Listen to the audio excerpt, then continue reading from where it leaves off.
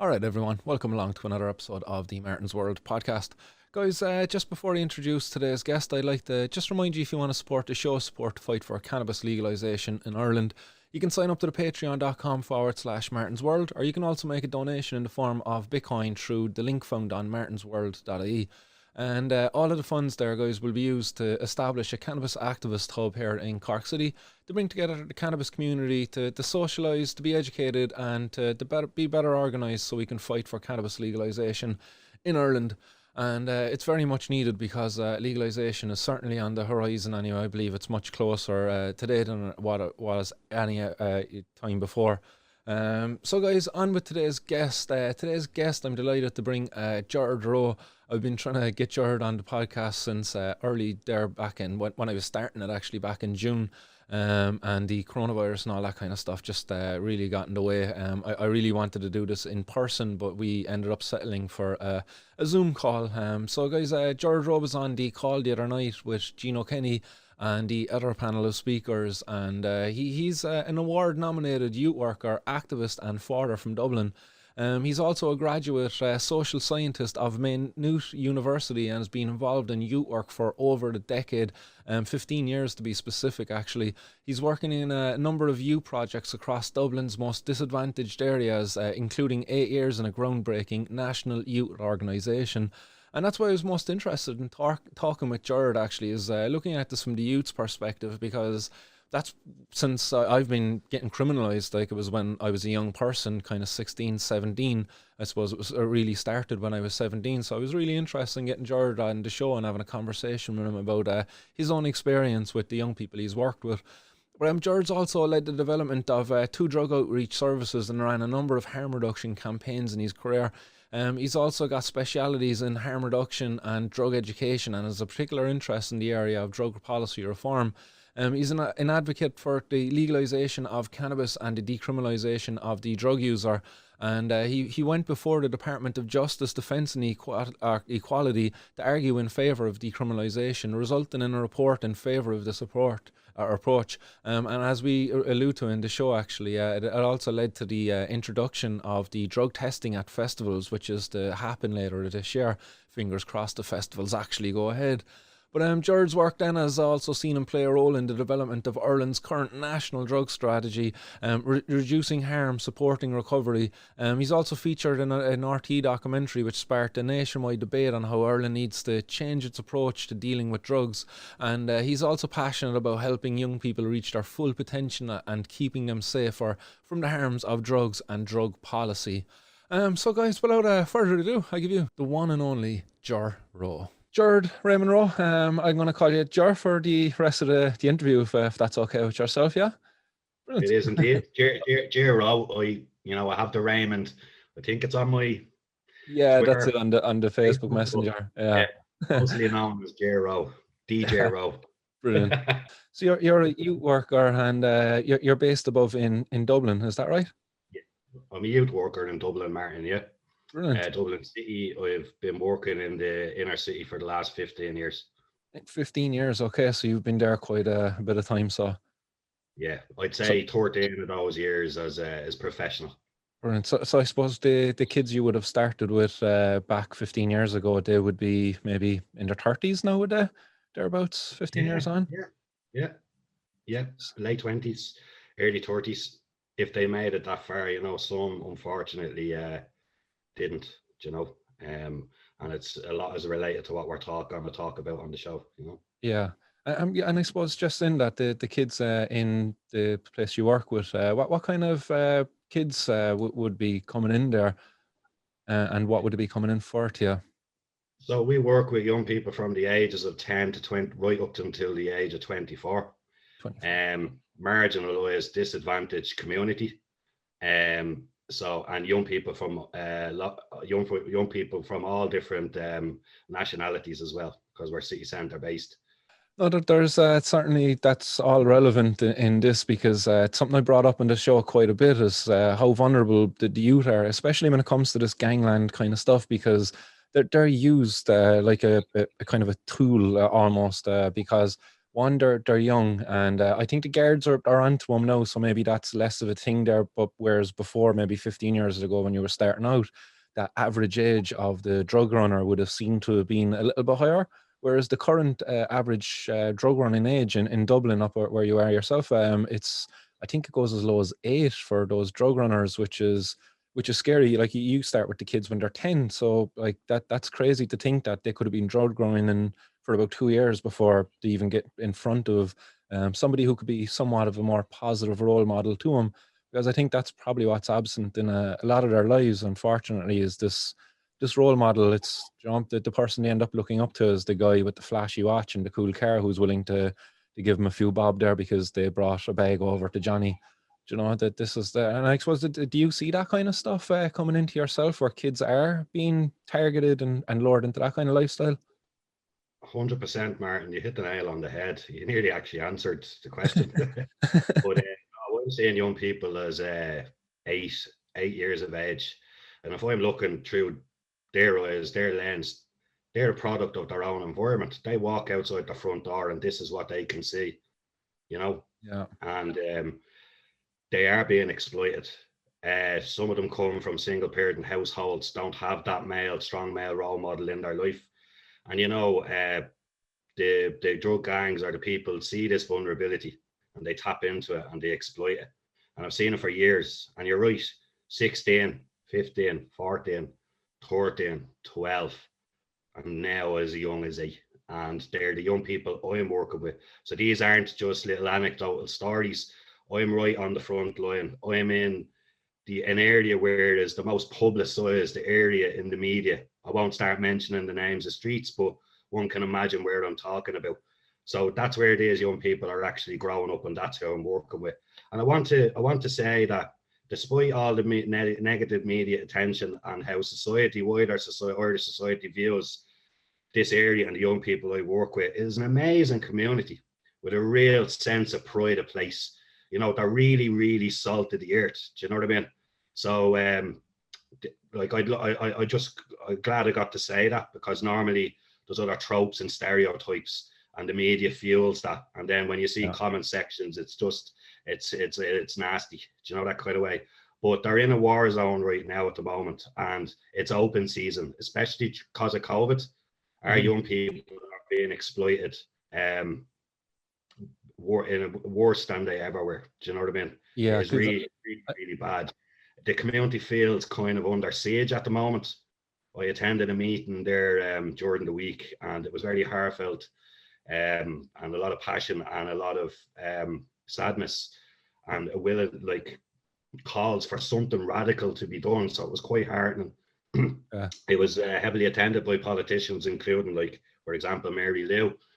And I made sure I got in there with the hand up, you know, and I went on a passionate rant, as I normally would, but and it said what most people would be afraid to say.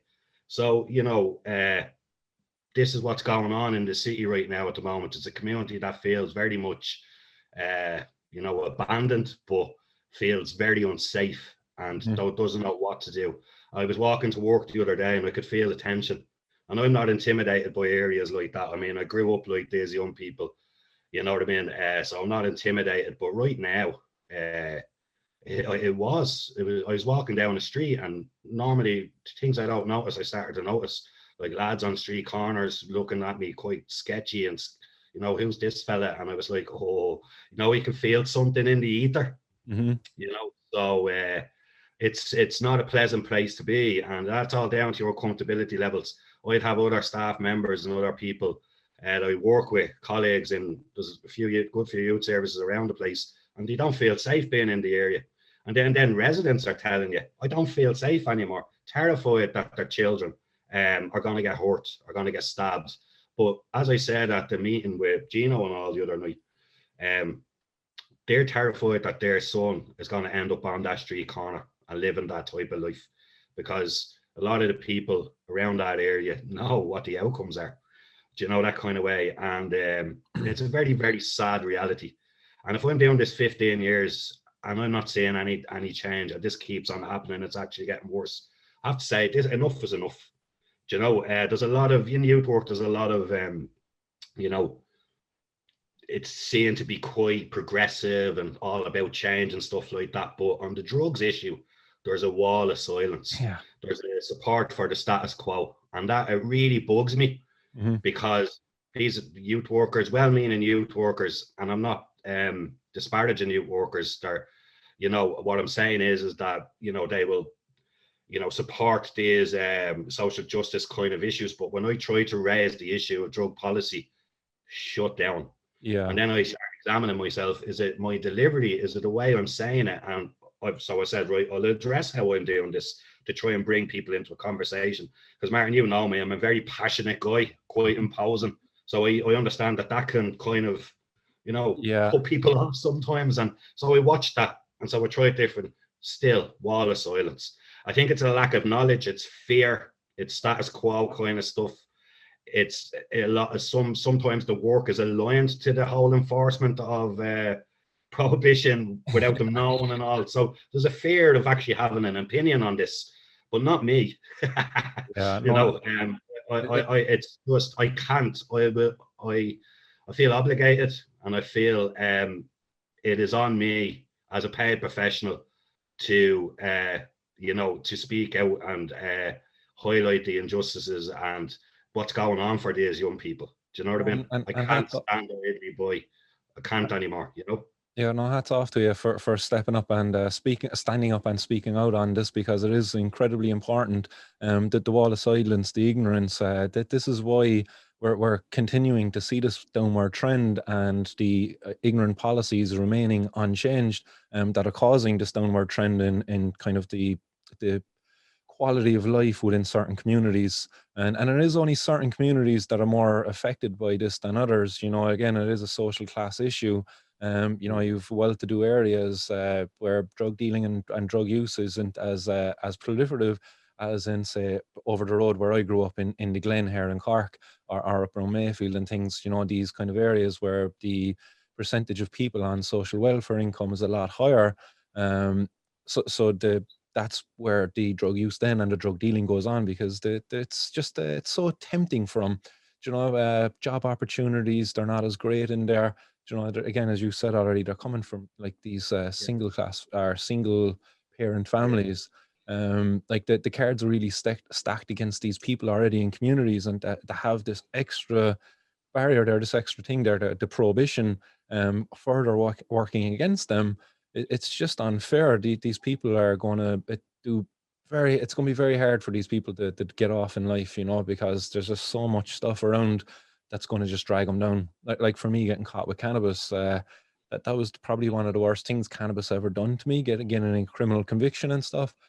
I seen that effect on other people there then as well when they were in with cannabis. It was they always heard us gateway theory, but again, and I thought when we were kids, 15, 16, 17, getting hash, and getting pills. Sure, to me, I was able to see the difference, because I don't know, I just was.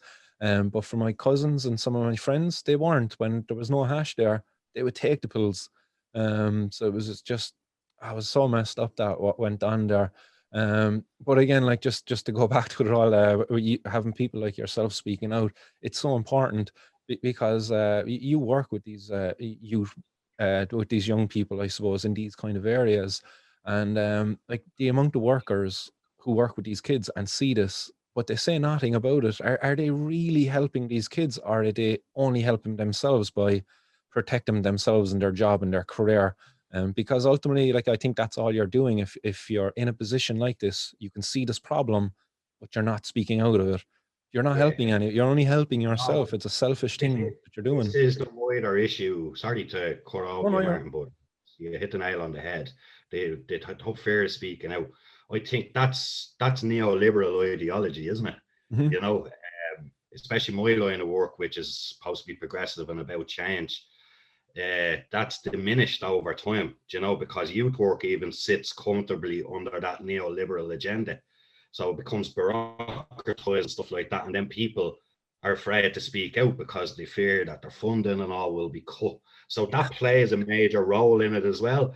I can't speak out about drugs, you know what I mean? I work with young people, but I'm saying Yeah, but you came into this community to work with them, and an ever-present issue that's ongoing in their life is the illegal drug trade. But you won't say anything about it. You prefer to work around it and hope that the outcomes you're looking for will eventually happen. Yeah. Do you know what I mean? Well, I'm not saying good outcomes. I think youth work is an amazing intervention in the lives of young people, and that's what should replace, when prohibition. You know, in relation to young people, let young people be the intervention there and not the justice system. Do you know that way? Oh, you're dead right. And there was a story I shared actually not too long ago from Reddit, and it was a youth worker as well actually, and he was having a smoke out in his shed or something. He used to go out there in the evenings and hit the bong, I think it was.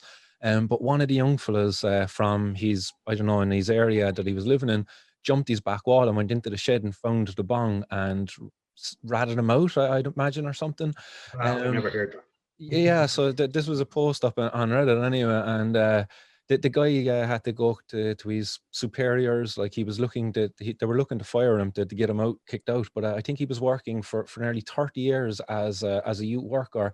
It's always done above and beyond for the service, and they were still considering to give him out. And then at the last minute, he was like, but it was only the CBD flowers that I was smoking, and they left him off. It all went away as soon as, it was just like, all of the time it was this big thing, and then he was like, actually no, it was just CBD flowers, and then all went away from him, and crazy. It's a bitter pill to swallow, that one, because those superiors were probably saying in the same vein, let's go for a drink after work. Do you know what I mean? Like, there you go.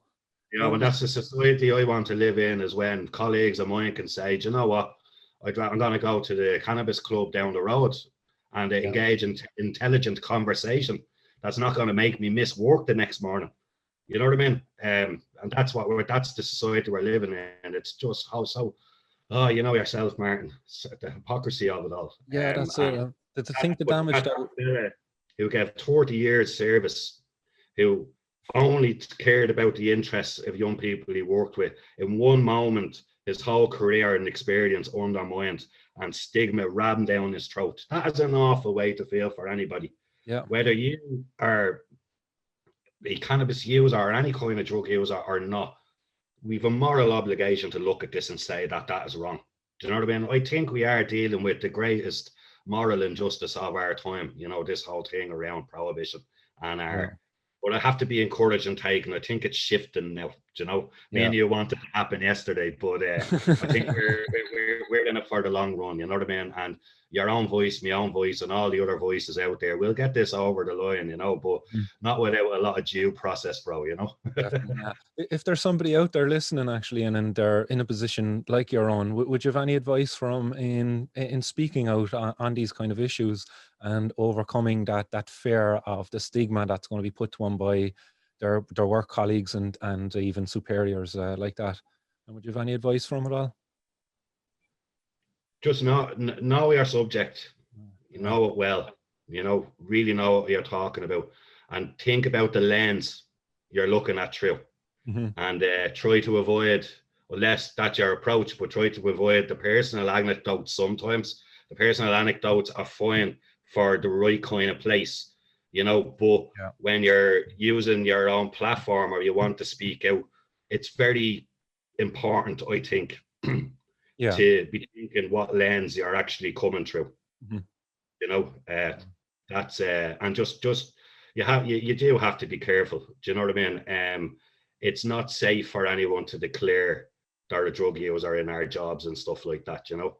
And it's not one's business, and most jobs wouldn't care so long as you don't disclose it or whatever like that, or say something reckless or come in under the influence. And any self-respecting drug user doesn't do that. Do you know, that kind of way? You know yourself, when people do that, they probably cross the line themselves where it's starting to impact on your daily psychosocial functioning. But people go in that way, or are hung over from a 2-day session or something like that, you know, that kind of way. But I actually interviewed Matt Southwell before. I don't know if you've heard of Matt Southwell before. Absolutely. Yeah, he's a legend of a man. I interviewed him with Graham DeBarra as part of our Support Don't Punish special we did there last year.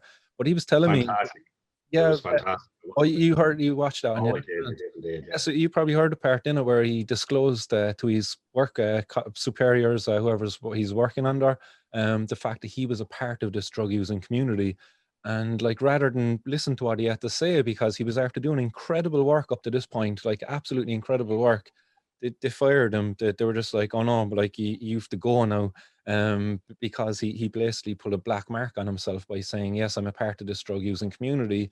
But because of that, they were like, again, as you said there earlier, like all of those that years of work completely undermined by just one simple little thing that I'm a drug user. Um, Yeah. it was crazy to see, but he's gone on to do some incredible work afterwards Oh, with the naloxone. he's just brilliant. You're out there making me think of something there. A lot, when you ask a youth worker why did they get into it, Mm-hmm. a lot of youth workers have a past, do you know? Yeah. And now we're seeing more young people get into youth work at 18 because it's professionalization in the last, say, 10 years. But before that, it was always people who were maturer than, say, 23. So, you know, a lot of people got into it with a past, but a lot of people who are in youth work, there's a lot of people who've been through recovery. Yeah. So, unfortunately, a lot of there are some kind of radical thinkers as well, but a lot of those ones in prohibition have a prohibition kind of mindset, you know, that kind of way. And, you know, I respect their pathway to recovery. I'd never undermine that, but they wouldn't be really looking for drug policy reform. Do you know, that kind of way? They'd be very much about, you know, recovery. Yeah. So, but within that, there's also an opportunity because employers understand that when they take on some youth workers, they have a past. Do you know what I mean? So it is a kind of a profession, or I'd say a sector that has interest in people in it. Do you know what I mean? And so there is an opportunity there, I suppose, for people to share their kind of experiences, but you'd have to clone me about 20 times because I actually feel like I'm the only one banging that drum sometimes. There are other people coming on board, but it's a wider conversation that I think, you know, we need to have in youth work, and it's something that I'm plugging away at the moment. I'm trying to get the message out there that youth work needs to come together and develop a new strategy, and not this fluffy kind that comes from the top down, something that we're more involved in and actually shaping, because we know the needs of the young people and we should be able to determine what the outcomes are, not predetermined outcomes that come down for the government, because a lot of those outcomes that they want us to achieve, sometimes you can't, because it's government policy that's actually creating the bloody problems. Yeah. So it's just it's mind-boggling stuff, and it's incredibly frustrating for me as a youth worker, you know. Yeah, no, I'd agree with you there when it comes to the policy making, and especially around drug use, that if they don't involve at least the drug users at some point of the conversation there in the policy, like the policy it's most likely not going to be fit for purpose, you know, and end up doing more harm than good, then counter to what the policy actually was put together for normally. But yeah, we're great at that in Ireland, you know, creating policies that cause harm rather than actually, you know, improved a lot of people, you know. Yeah, definitely. It was something I was even running on, and when I ran for government here not too long ago, is the way in which the government makes decisions, that we need to involve people from the community that are affected mostly by those decisions. So like we've things around homelessness and different kind of things going on there, and the decisions being made at the top by the guys, and the people down there working out in the street with the homeless, they're nowhere to be seen in the conversations with the guys at the top who are kind of deciding out the things.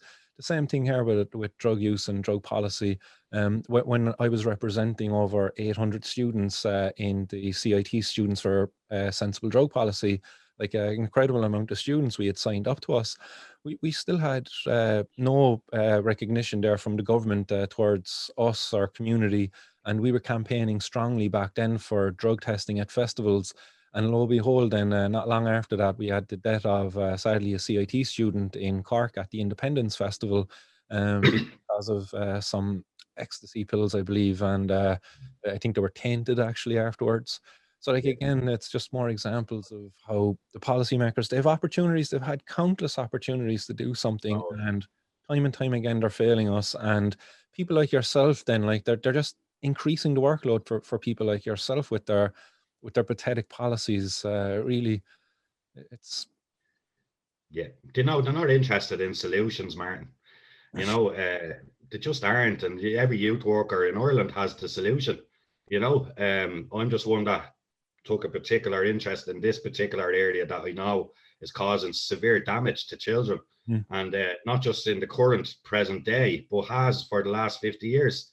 You know, I've lost friends, I've lost young people I work with because of this policy. You know, I've even lost my bloody parents, but that's for another conversation down the road. You know, yeah, I value my privacy very much, but you know, I am open to sharing the personal things. But yeah, I suppose the personal is political, and the political is the personal for me. So you know, I have to, like yourself, I'm just so determined to make a difference, and it's not a self-serving thing. It's just I can see the damage that this is actually causing people, good people, yeah, non-violent people who are full of potential, have everything to contribute to making this exactly, society a yeah. better place. But no, we make them criminals. Mm. We keep them fed through the justice system. This policy is not working. So why is it in place? And I keep on saying it, and who's interested as a servant? Do Yeah, you know what I mean? So I think the two biggest obstacles young people from your community and my community have to overcome, two biggest dangers, is the justice system and violent criminal gangs.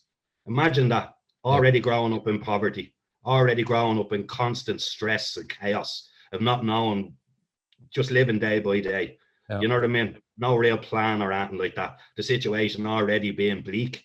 yeah, And then you've these things in your life as well. That is suffocating to me.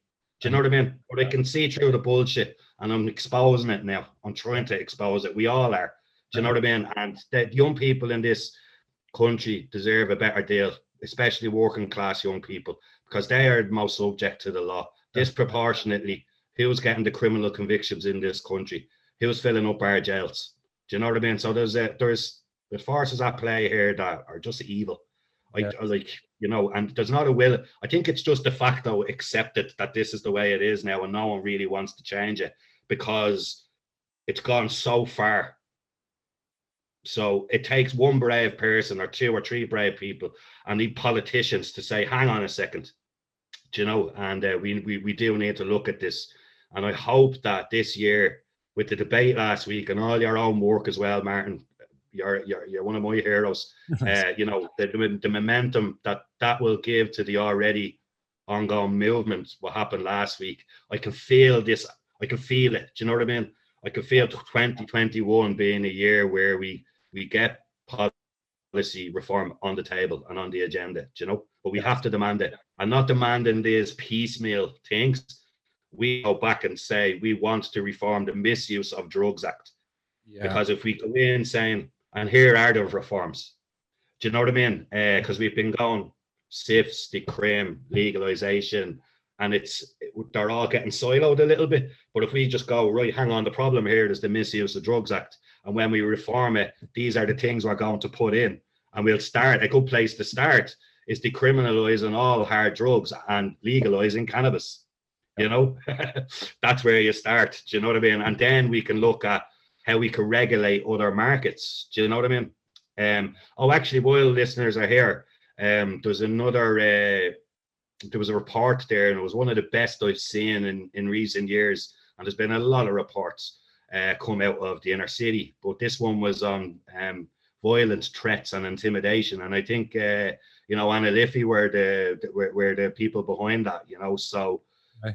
I listened to, it's a very bleak document, and it shows the extent to which young people are being exploited and the fear that's going on in people's lives. But a bit of encouragement from it is that in the recommendations, you know, looking at regulating of markets as a way of addressing this problem, and then including social class under the equality legislation along the other 9 grounds. I think that's a great thing to see in a report that you normally wouldn't see, you know.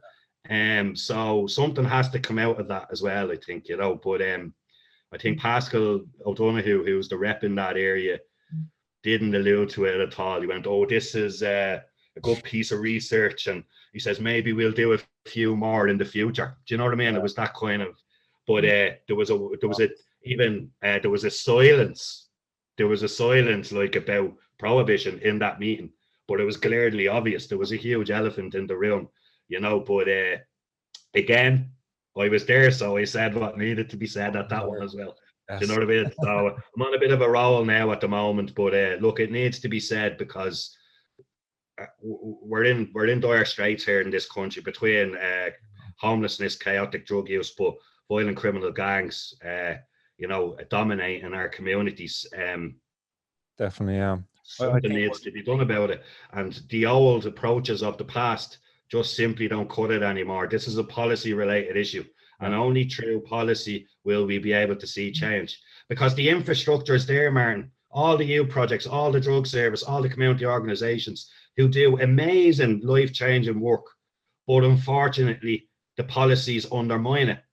So when we reform drug policies in this country, what we need to do is align research, policy, and practice. Do you know what I mean? And constantly doing that in that cycle, and we will create a fantastic model for Ireland. I really do truly believe that, and I think we will get there. But like I keep on saying, we have to be patient, but keep on working hard. You know. Yeah, that's it. Never giving up and always pushing for what's right. That's certainly what I'll be remaining to do. And it looks like your ground is set there as well, and it's full steam ahead for all of us. Just to go back to your own work, and you were saying there earlier about the people from our own areas, like for me up the north side here, Cork City. For you, the young people you're working for in the inner city in Dublin. How do they view the guards? Because I know myself how guards were viewed in my own community. But for you, when the kids come in to yourself, do you often hear stories of, oh, I was searched by the bloody cops or the pigs, or kind of what's the attitude there from them? Yeah, so the attitude is one of distrust and dislike. And this is not just coming from the young people, but that's shared.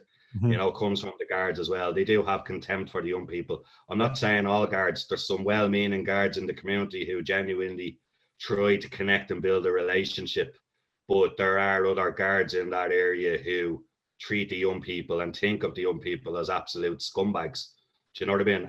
And for example, there's a young man I work with. He doesn't use drugs. He was in a peer group that kind of is starting now. So that group split.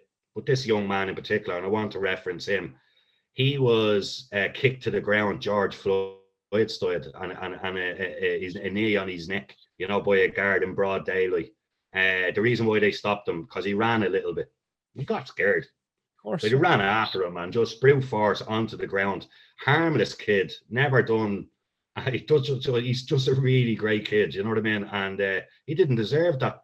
But if that's in the mindset, stop, arrest, and search everybody in this area of our guards, how is the place ever going to feel safe? How are we ever going to build trust? And again, it's the law and this policy that enables that. When you remove that, you remove a license that the Gardai have to kind of harass people. You know, and over time, I think it can improve a culture of building a better relationship, because that's what's supposed to happen through proper community policing. But if you're a guard and you just think everybody that you see in the community has cannabis on them or other drugs, it's preventing you, it's stopping you from building a relationship with that person and then getting the respect that you would like. So it's a two-way process.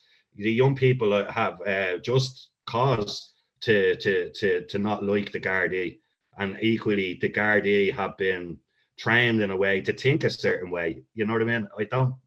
It's just a complicated mess there, Martin. But yeah, just like the north city of Cork and the north side of Dublin, or the south side of inner city Dublin, it's the same. There's a lot of contempt there.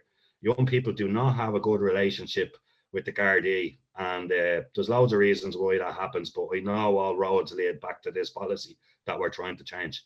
You know, what I'm noticing lately is Garda Discretion. There was actually a young man I'm working with who, for me, is a bit young, starting to use cannabis. You know, a big, huge, imposing young man. So you'd think he was an adult, but he's not quite there yet. You know, So I'd rather he paused it. You know, I think we can all agree, those who want, whether cannabis illegal or legal, we all agree young people that age shouldn't be using it. We'd rather they don't, you know. But let's create an environment where it makes it safer anyway, and we can connect with that young person and educate them. But right now we don't. But anyway, he said that he 250 bags on him, and that the Gardai stopped him, searched him, gave him it back. Really? You know, so that was a discretionary thing that the Garda felt he did. Whereas another time he's waiting on some sort of JLO now for another one. Do you know, this kind of way? So it's a bit like pot luck, isn't it? Oh, big time.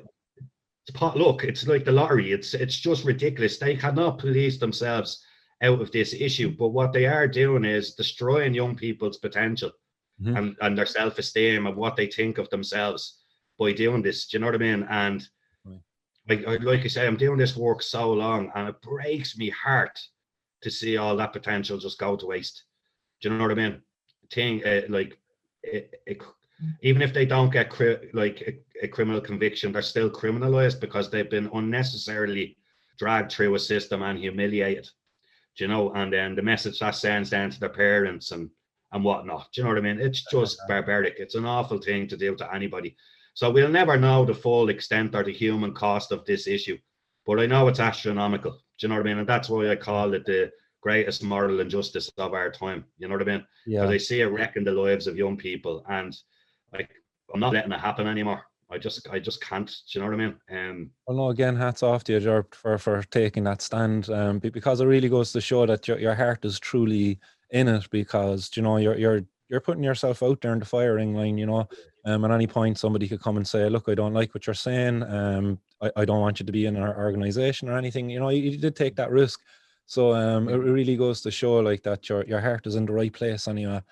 So well done for that. Those kids And up Martin, there are lucky to have you. if thank you. If that happened, you know, I am the kind of person that I'm that invested and passionate about what I do.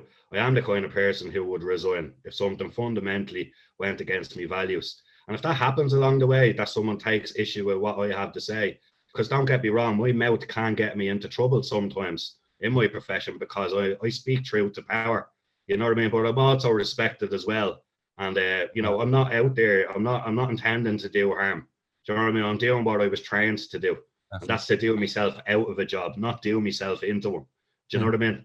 Because that's the real objective of a community youth worker, is to do yourself out of a job so the community eventually says we no longer need you. We did it ourselves. But the way neoliberalism is, it's everybody's doing themselves into a jobs to create the problems and not really come up with solutions. It's just absolutely frustrating.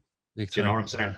Oh, yeah, it can be a lonely place, you know yourself. It can be a lonely place sometimes when you feel like you're on your own island, and you know, when you're trying to build solidarity and understanding. But I just think that I'm learning as I go as well, and you know, I'm learning when to have the conversations, what space to bring it into, just you know, and that's also important for the question you asked earlier. When someone wants to speak out about this issue, you know, pick your battles. Yeah, don't feel like you have to be silenced either. It's just about getting cleverer, and that's what I'm learning as I go along. When to raise particular kind of things, and say, for example, the meetings this week, that was the perfect place to actually do that. But sometimes I do bring this stuff up in other space, and I go, oh, shouldn't have done that. Well, maybe not that I shouldn't have done it, but it just, I knew by the response or the body language that it wasn't the time to be raising it, you know, even though I wasn't just raising it for the sake of raising it. Something would be said and I'll go, aha, do you know what I mean? But then they don't want to hear it, you know, that kind of way. So ignorance is bliss and all that. Yeah, but you were commending on, you know, my dedication to what I do. It is a passion and it's a calling. If I was in this job for the money, I'm in the wrong job. Do you know, this kind of way? I have me call and I'm doing what I feel I'm doing, what I'm supposed to be doing. You know, that kind of way. And I get a lot of satisfaction and reward out of it. But at the same time, I have to manage a lot of disappointment. And it's quite taxing. You know, some of my friends remark, I couldn't do what you do. Do you know, that kind of way? But I love what I do. I really, really love what I do. And I treat the young people like they're my own, you know? Yeah, you're up in an area of or part of Dublin, I suppose. Just up in Dublin and in general, things will be a bit more further along, I suppose, than down here. Just in terms of, I suppose, how do you put it? Like just the level of drug dealing, the level of kind of gangland stuff. It's just a bit more on the surface than it is down here in Cork. Just to say, um, like how evident is it up there, and how much of an effect is that really having on the kids? Right now, the current state of play, it's no surprise is that the issue is more polarized in Dublin. It's more population, it's the capital. But in terms of drug trends, behaviours, and what's actually going on up here, so what's happening is that the way I see it is, it's almost like it's not two or three. Well, I don't know. But say if we always knew it was like names who will remain nameless. I'm not going to mention what the media mentions, but we know the gangs that they usually mention in the media as if they're a catch-all.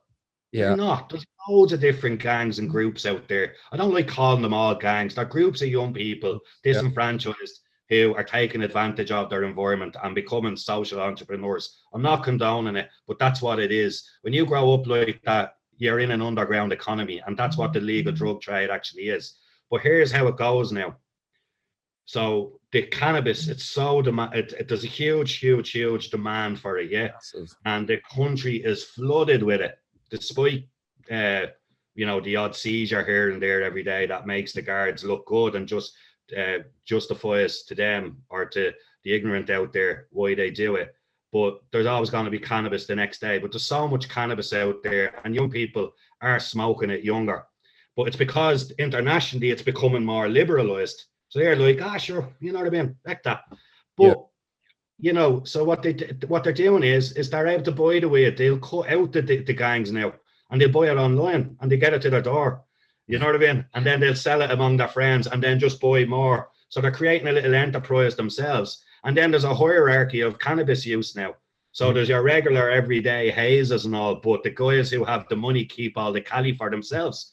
Do you know, this kind of way? So I listen to young people every day of the week, and they're making little franchises for themselves. But it's dangerous, Martin, because then it starts off these turf wars. So that's what's happening.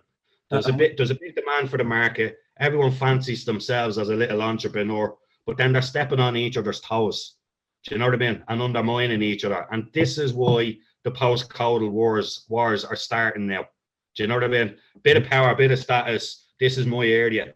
And then next of all, two areas fighting with each other, and then a bloody feud. And we're dealing with the consequences right now. The knife crime that's going on in here, it's kind of reminiscent of what was happening in London, with the shanking and all that kind of stuff.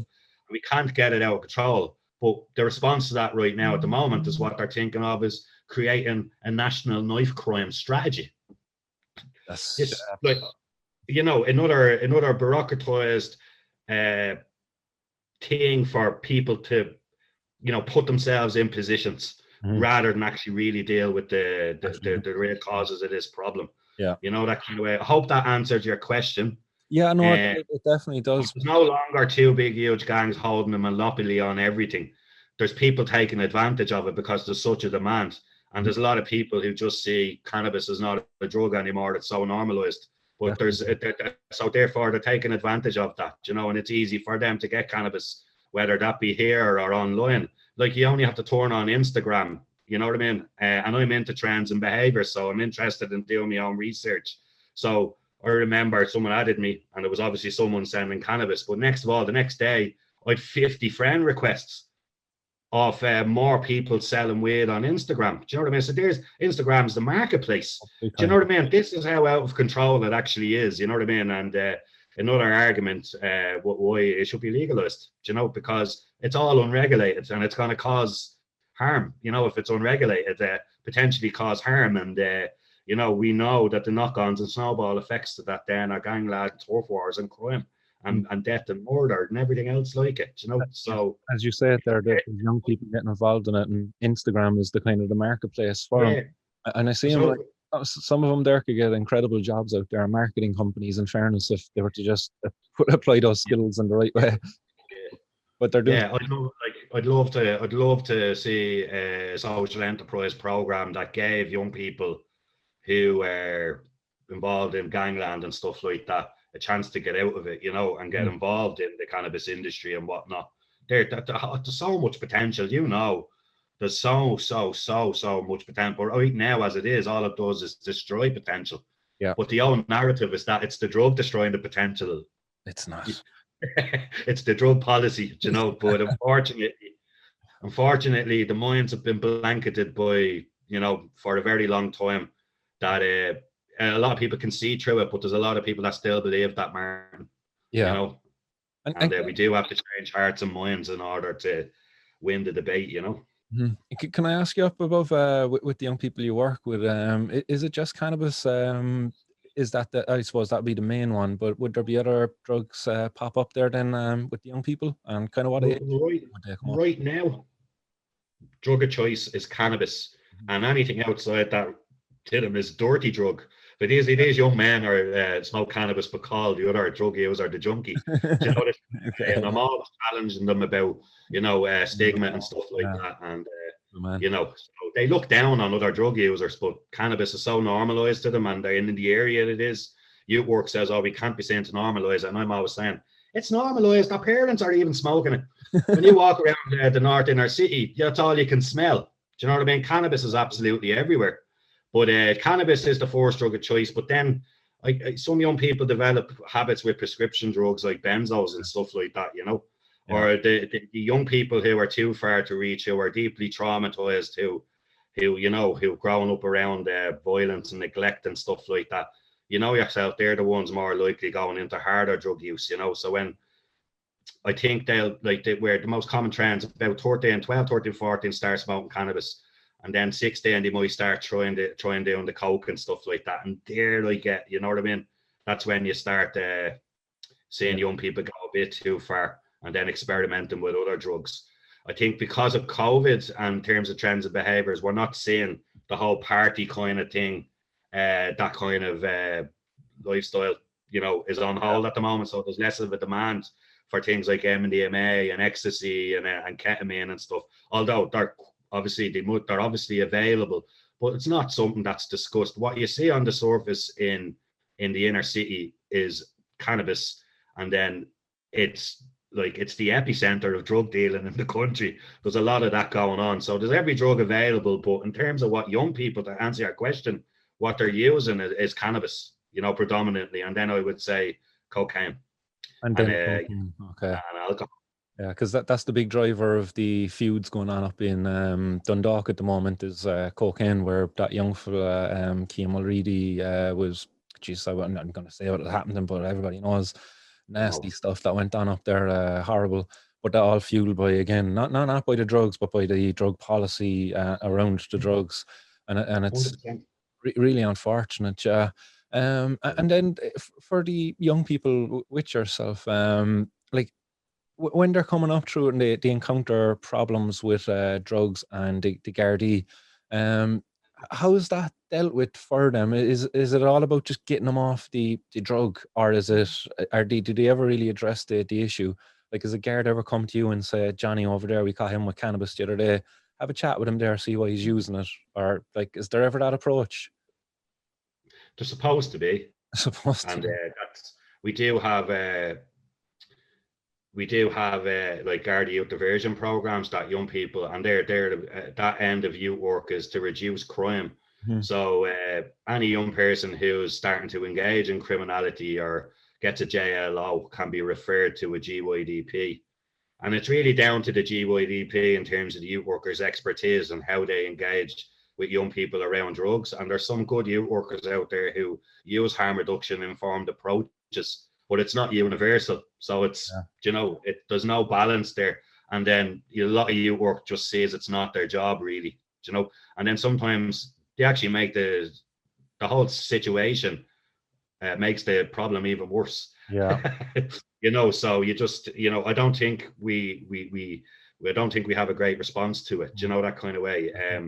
It's interesting that when a young person uses cannabis or whatever, for a lot of times it could be curiosity, but for some of them, for those ones you talked about earlier that go on to the harder drugs, it's not curiosity, it's that they're trying to feel better about Yeah, themselves, about their lives, or to just not feel at all, actually, is another thing that they could be trying to achieve. And I think if the Gardaí are just only focused on the fact that the person is involved in crime, yeah, rather than actually, this person is having a tough life and is seeking out drugs to undo yeah, that tough yeah, life. Um, yeah. messed up. There's a big movement towards now trauma informed care. So by that logic, if we're looking at early childhood trauma and the likelihood you are to end up being an addiction, there's a big example why we need to change drug policy, Yeah. but that's still not coming up. You know what I mean? And you were talking about young people who are deeply, deeply traumatized. Do you know what I mean? So, they're more likely to end up using those harder drugs, that kind of way, and more likely to end up becoming dependent on them. You know what I mean? And when you become dependent, it sets off a whole other chain of events. Do you know what I mean? That usually leads to very, very bad outcomes. That which we've talked about for the whole show. Mhm. So we need to reform that area as well. And certainly, I'd say it would be harm reduction informed and trauma informed. Do you know what I mean? Young people need hugs, not handcuffs, Martin. You Big know what I time. mean? Yeah, big time. They really do. They need to be told that they're loved. They need to feel loved. They need to feel care, and they need to feel a bit of solidarity. Do you know what I mean? And Yeah. that's what I try to bring to that's what informs my practice, and I do that. But and a lot of youth workers do that, but because the way the situation is the way it is about drugs and drug policy and drug education, and our approach to it is just Mhm. it's not providing great Seems outcomes at like all. we're certainly at a time where things are like there's a lot of change going on around us. I think the coronavirus, while it's a nuisance in all manners, like I think it offers a lot of potential there because there's so much change going on around us that change when there's so much changing, it's an opportunity for us now to change the Misuse of Drugs Act and even how we interact in our nightlife. So like nightlife has completely gone away. I think Graham DeBarra said it well that when we go back to our nightlife now, that we should maybe incorporate in these other things, maybe allowing cannabis cafes to be opened up, but also the drug testing facilities opened Yes. up across cities and towns across Ireland where at night time a person can go in, test their cocaine, their pill or whatever it is and get an idea as to the purity and the contaminants, because that's probably the biggest danger out there to the young people and all the drug users is the quality of the drugs. Like a lot of the times people die because of contaminants in the drugs rather than the actual drug itself. So it's a big issue. But on Yeah. that then I suppose the government have announced that they're going to incorporate in some drug testing now in festivals this year if festivals actually happen. But that's certainly welcome positive news. Did you have any views or opinions on that? Were you aware of that? I am. Yeah.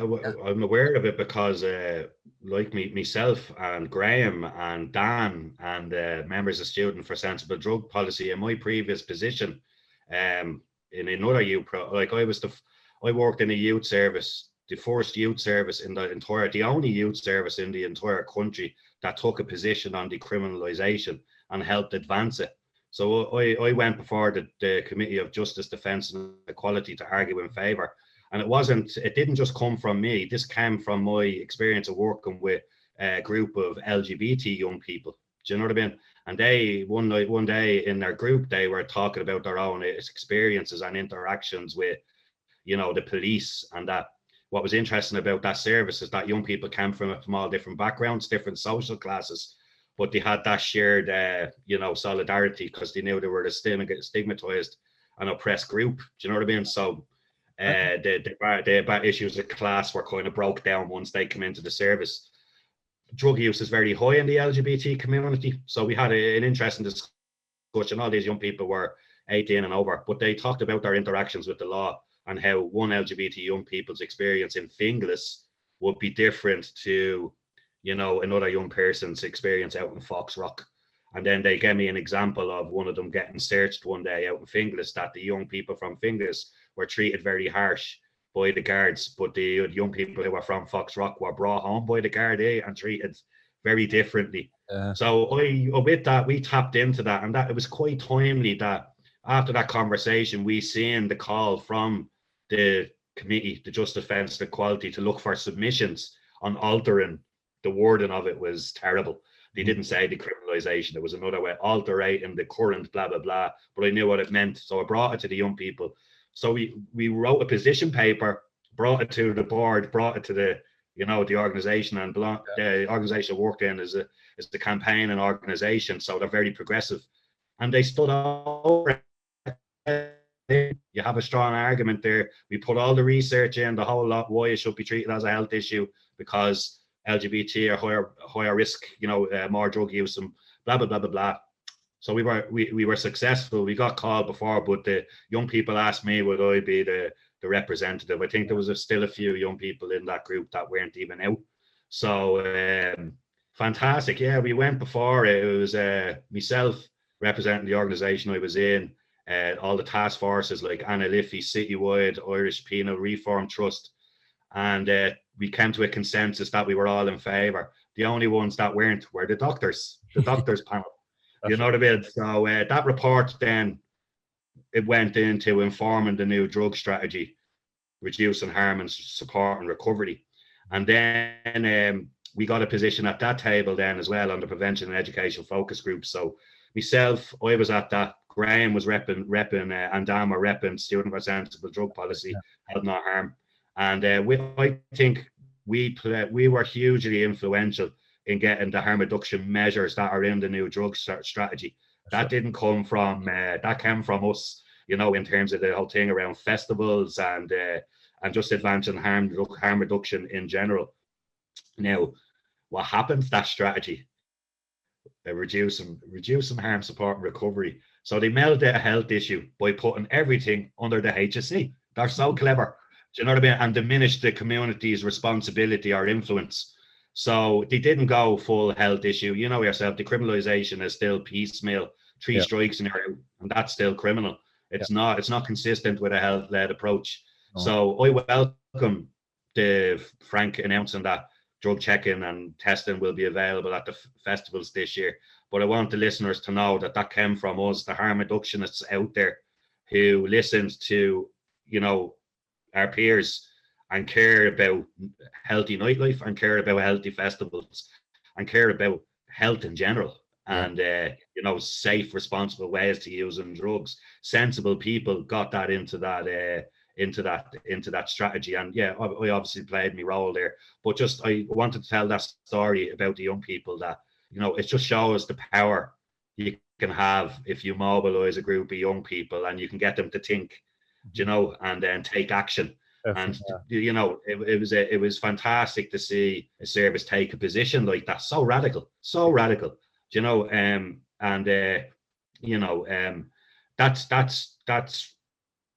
that's there. When it's not full, it's not where it needs to be. We're not where we need to be on everything, but it shows that there is progress being made.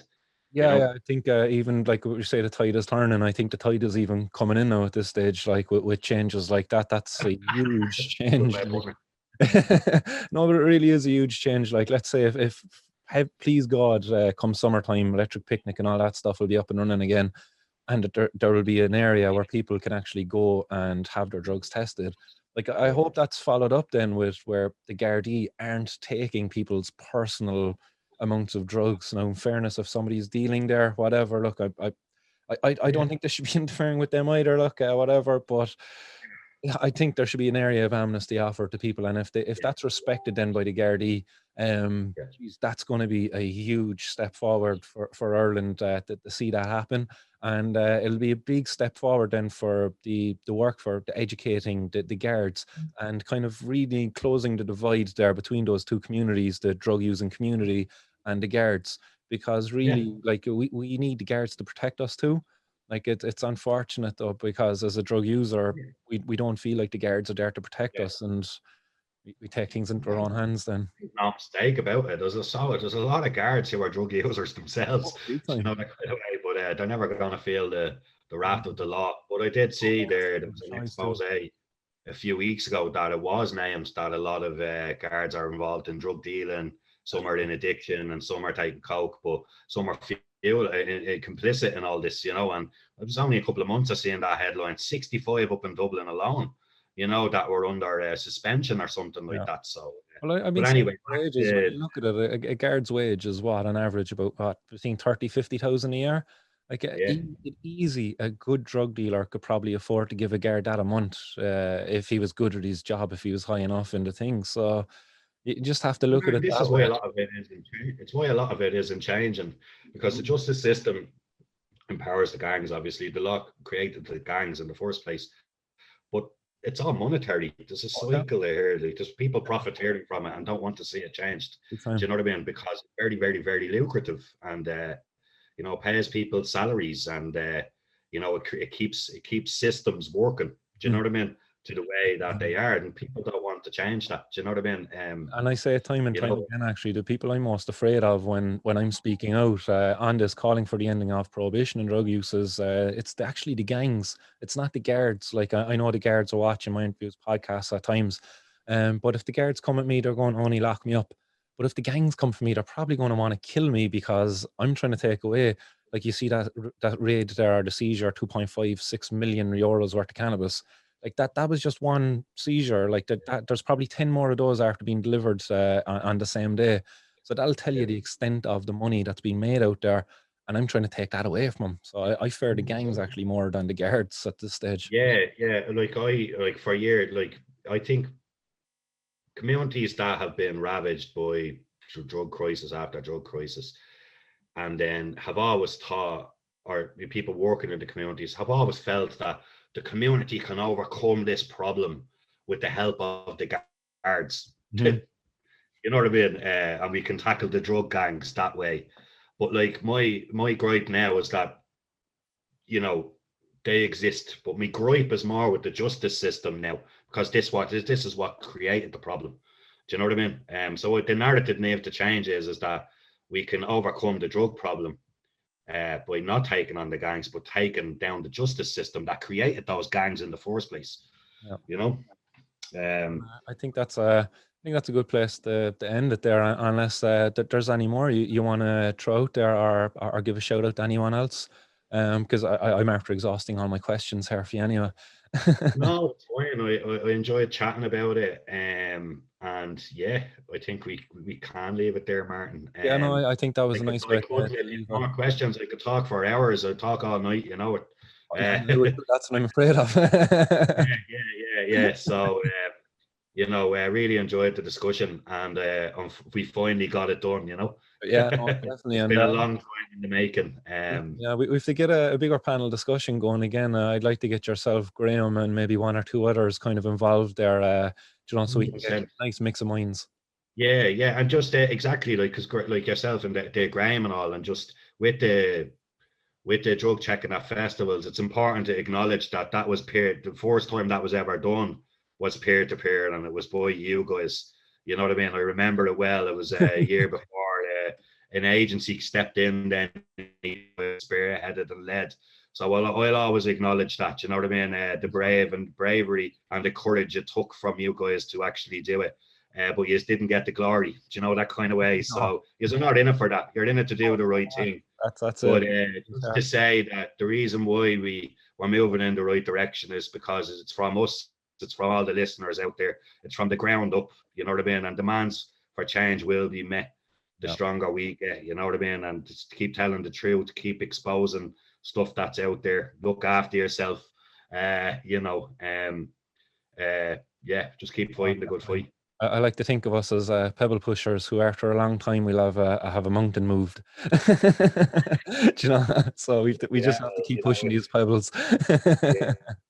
But like, if you look at the war on drugs, it's this immovable object, and unfortunately we have to dismantle it piece by piece. So they're the pebbles we're working with right now at the moment, Martin. You know what I mean? The war on drugs is at this stage. The drugs have won. It can be taken down. It can be. And look, it's important that we always keep our eye what's going on internationally. Do you know what I mean?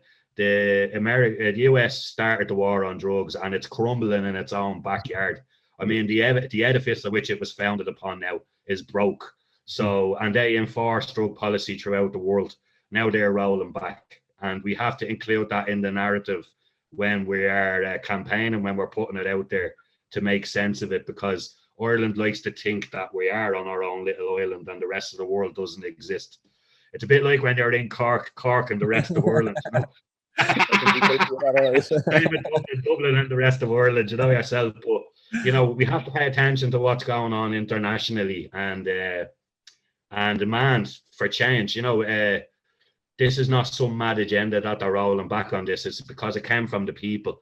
You know what I mean? There's too much death and destruction and loss, and there's people, the black community's fighting back. You know, in America, the laws are changing because they disproportionately affected them. We're a smaller population, but it's very much in place to bash. It's a rod to bash the working class with and to keep cannabis users stigmatized. You know what I mean? So it's just they're not in place for our own interests anymore. They're in place for other interests, and we need to stop it. You know, so we'll leave it at that. Thanks very much, Gerard. All right, everyone. Hope you enjoyed that interview there with Ger Roe. It was an absolute pleasure to finally get him on the podcast and to pick his brain there around how drug policy is affecting our kids. And I said drug policy and not the drugs because, as Ger said there, a lot of the times it's the drug policy really that's doing a lot of harms. As he said in the interview, the two biggest dangers to kids today are the justice system and the drug gangs, and it's not really the drugs that pose the danger there to them. You know, so it was great to have him on there. I really enjoyed that conversation, and I hope he did too. I hope to catch up with him again in the not too distant future there. As we said, we'll certainly be crossing paths as we continue the campaign towards better drug policies here in Ireland and to undo these harmful ones that we currently have. So again, thanks very much, Gerard. Certainly agree with what he said there. Hugs, not handcuffs, is what we need when dealing with the problem of drugs in our society. So guys, again, just to remind you, if you want to support the show, support the fight for cannabis legalization in Ireland, you have the patreon.com/MartinsWorld, and you also have the option to donate bitcoins through the link found on martinsworld.ie. So thanks very much, guys, for listening. Hope you all enjoyed the show, and stay blazed out there, guys, and keep our lit. Much love. Peace.